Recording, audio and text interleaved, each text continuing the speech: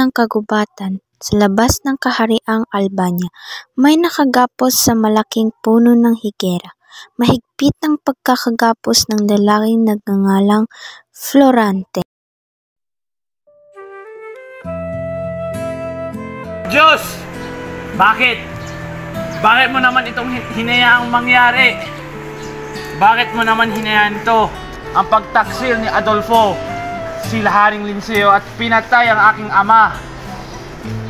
Siguro, ito ang aking katapusan. Habang si Florante ay nagdadalamhati, may isa namang nagdadalamhati sa pag-ibig. Isang gererong Moro na ang pangalan ay Aladin. O Flerida, o tadhana, ilipit mo, minamahal ko, kinuha mo. May biglang narinig lakas na tinig ang nagdadalamhati sa pag-ibig. O ano ang tinig na aking narinig? Nang kanyang marinig ito, nagsimula na siyang magmadali dahil sa malamig na tubig sa kanyang katawan. Narinig niya ang tinig ng nagdadalamhati. Nang makita niya na ito, ay tinulungan niya at inalagaan niya na ito. At nang magising si Florante ay...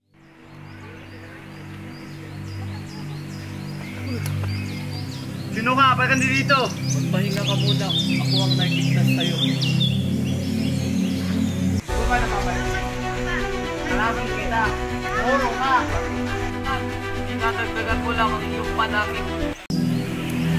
Ngayon, salamat. Maaari ko bang malaman kung bakit ka narito? Pagayan mo ako.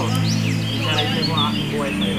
Ako si Florante, ang anak ni Duque Brescio ng Albania at ni Prinsesa Floresca ng Crotona. 9 na taong pa lang ako, dala ko ng panat busog ko. Gagamitin ang mga iyon upang tirahin ang mga hayop. Makalipas ang mga taon at ayon sa aking ama na paaralin niya ako.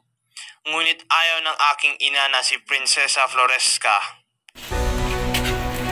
Hindi ako sang-ayon, bakit ba? Dahil mas maganda ang pag-aaral niya doon. Kung hindi man siya mag-aaral, paano ang kanyang pinagpapasok? Sino mag-aaral ka sa kanya doon? Siya lang mga kanyang guru kaibigan. Ang hapon, itinipon ni Ate Nor ang kanilang guro at ang kanilang estudyante. Doon ng pagsasadula ng trahedya ng dalawang apo. Si Florante ang mangunguna bilang Polinice at si Adolfo naman bilang Eteocles. Maliwanag! Nagsimula na ang dula-dulaan.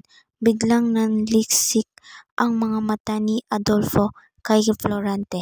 Itinulak ni Adolfo si Florante. Pinigilan siya ni Melandro. Adolfo! Natigil mo yung kaibahan!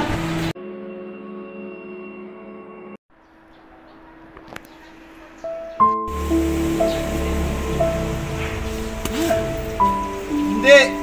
Mahal kong ina, bakit mo iniwan? Di man lang tayo nagkita sa matagal na panahon. Hindi ko maaaring makamatay. Kalipas ng ilang taon, may natanggap siyang sulat mula sa Albania at siya ay pinabalik na. Sa kanyang pag-alis ay binilinan siya ng kanyang guro at sinamahan siya ng kanyang kaibigan na si Menandro pabalik ng Albania.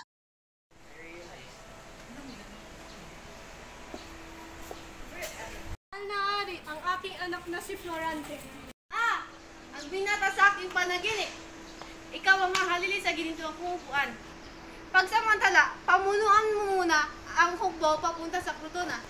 May nakita si Floranting magandang babae at ito ay si Prinsesa Laura at ito ay kanyang nilapitan. Bakit na napapansin? Sa'yo, Florante, salamat sa iyong pagtulong. Palagi kang naikukwento sa akin ng iyong ama na si Duque Brescio. Sana makilala pa kita ng lubusan. Ganon din, ngunit ilang araw na lang at aalis ka na. Oo nga. Ngunit hindi mapipigilan ang pagmamahal ko sa'yo. Mag-ingat ka, Florante.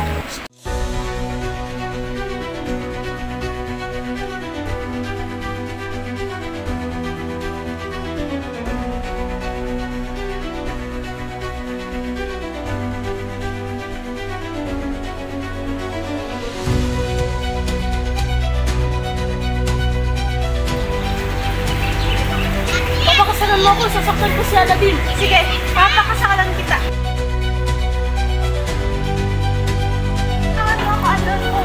Kainin.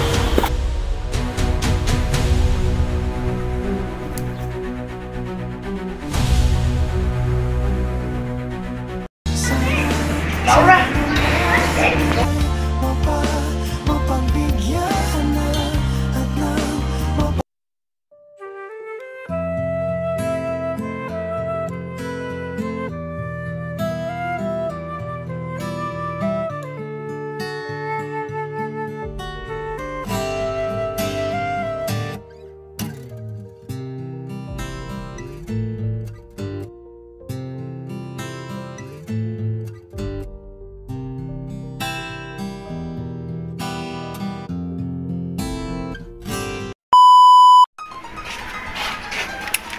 Hindi ako sang-ayon. Bakit ba?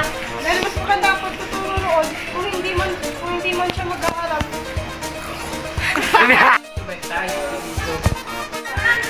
Laura! Tepat!